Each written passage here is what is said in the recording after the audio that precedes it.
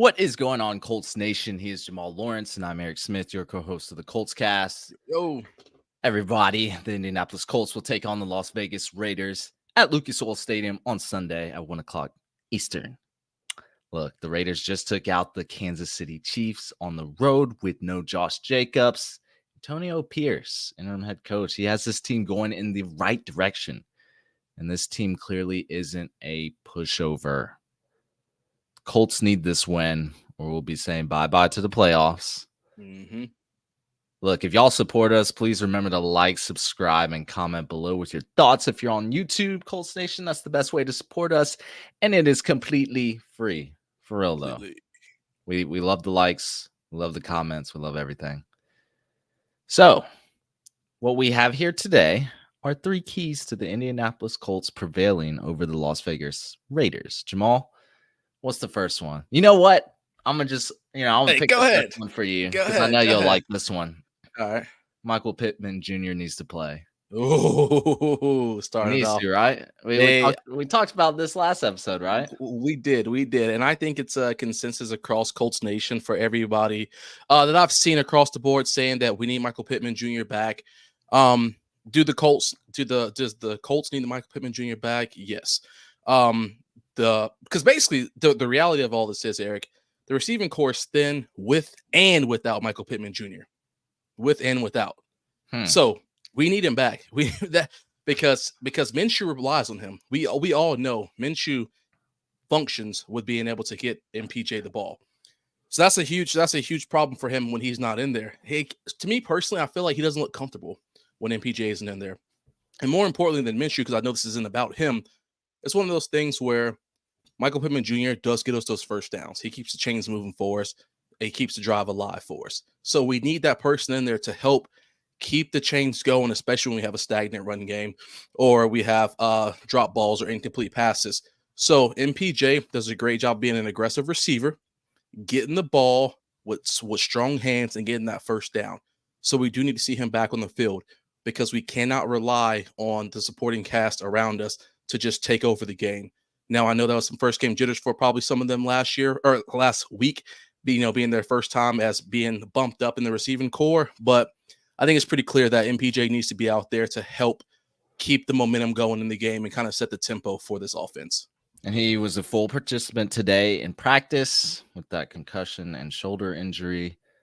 Really hoping for some good news come tomorrow, Saturday. Let us know that he's active. But right, we need our stud back. He's 6th in the NFL in receptions and 13th in receiving yards when he's on the field, of course. So, not to mention this guy's leading the Colts team in almost every statistical category for receiving. So, yeah, we need that guy back.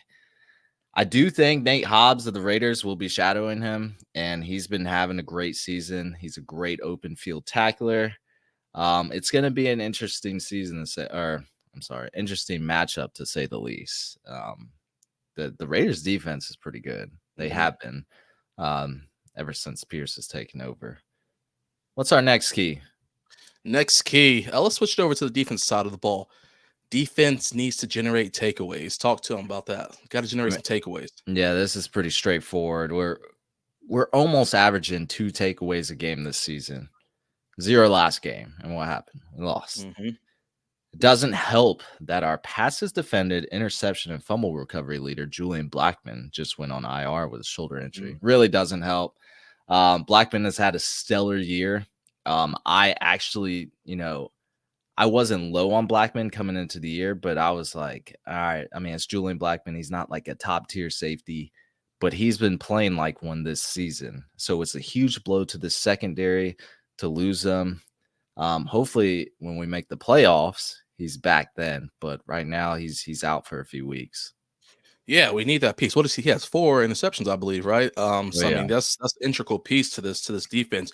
And going back to what you're just saying, I was reading an article earlier. I should say a little write up. It talked about how leading into this past week, Colts had forced 19 turnovers or 19 straight games with a turnover. Sorry, so not 19 total. 19 straight games with a turnover. That's crazy. Because those turnovers are super important, not only for us getting the ball back for the offense getting the ball back, but get in great field position, and B, we've seen the defense be able to turn these turnovers into touchdowns, defensive touchdowns.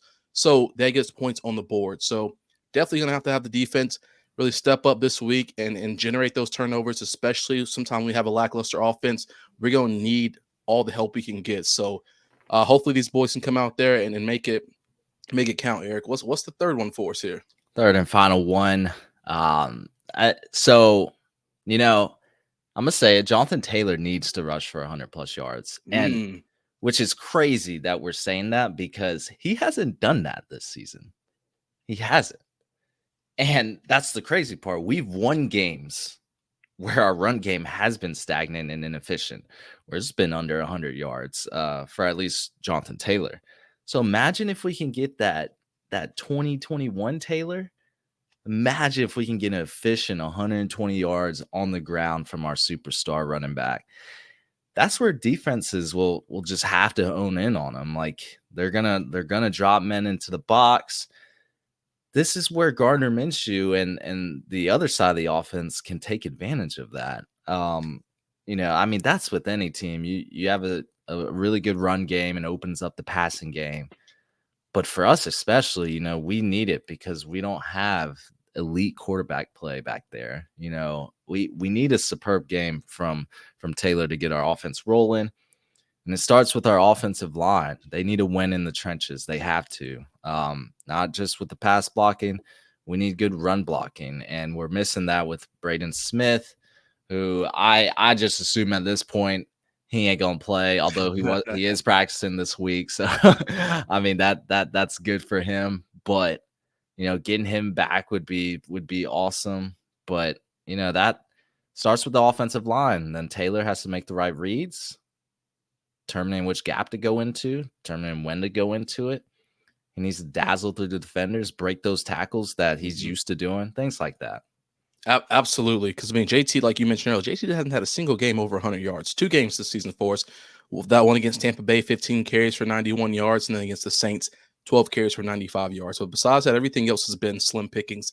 And we know we need that JT in rare form because when our run game is not in rare form, our offense is one-dimensional.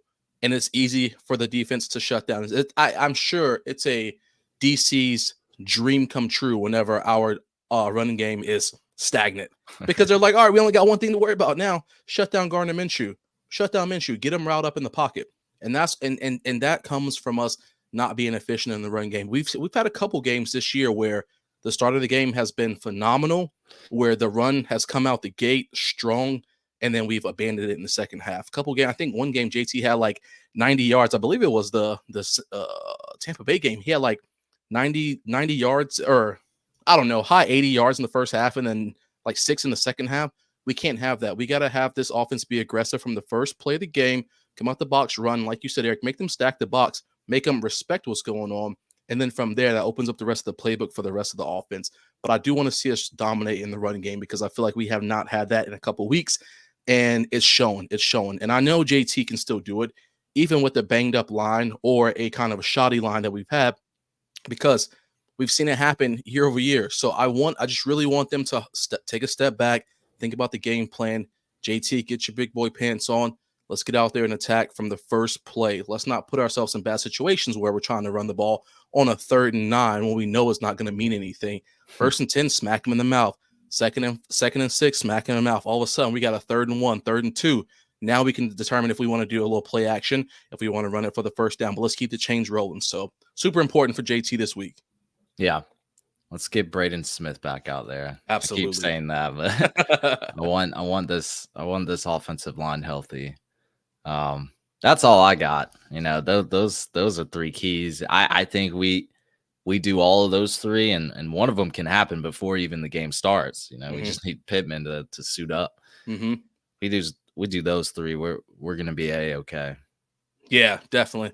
Tough game for us coming up this week. I'm excited for it on Sunday. Excited to be back in Lucas Oil. So everybody drop your comments below. Let us know what you think was going to happen in this game.